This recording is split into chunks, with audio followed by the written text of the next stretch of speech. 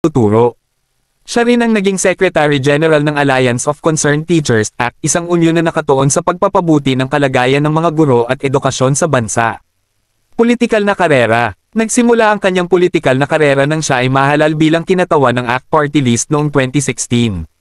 Mula noon, patuloy siyang nagtaguyod para sa mga reforma tulad ng pagtaas ng sahod ng mga guro at iba pang empleyado ng gobyerno.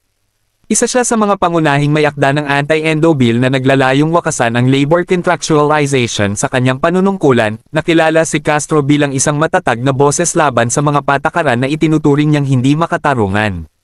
Noong 2024, isa siya sa higit 70 complainants na nagsampa ng ikalawang impeachment complaint laban kay Vice President Sara Duterte dahil sa di umano'y maling paggamit ng confidential funds sa kabila ng mga pagsubok at banta mula sa gobyerno. Patuloy siyang lumaban para sa karapatan ng mga manggagawa at edukador.